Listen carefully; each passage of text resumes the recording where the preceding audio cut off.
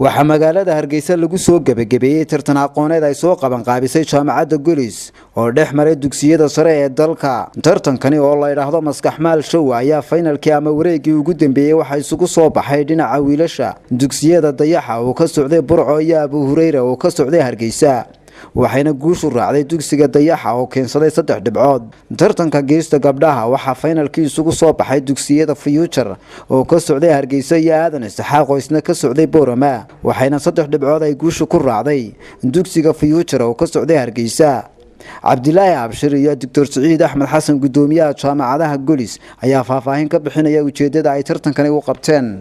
waxaanu guud ahaan u qabanay tartanka 6 iskuul iskuulada dugsiyada sare 6 iskuul oo aanu qaybinay inama iyo habluhuna gooniba u tartamayeen inamaduna gooniba u tartamayeen.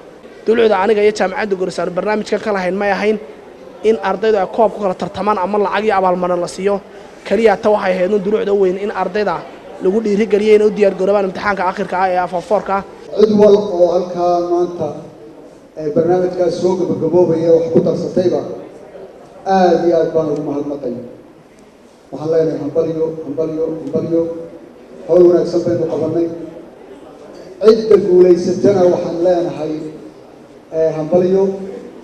Mas'uuliyiinta kale ee halkaasi ka hadashay ayaa dhamaantoodba soo dhaweeyay tartankani ay jaamacadda Golis u qabatay dugsiyada sarsare ee dalka. ugu dambeyn waxaa halkaasi ka hadlay Xaaji Aadan Cilmi, wasiiru dawlaha wasaaradda waxbarashada iyo tacliinta sare ee Soomaaliland. wax lagu tartamo oo aadamuhu uu ku tartamo aqoon baa ugu wanaagsan.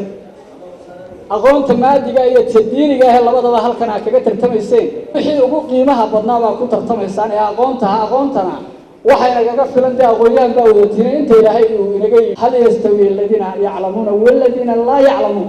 Mukhtaar Mursal Xiin, Hon Cable TV, Hargeysa.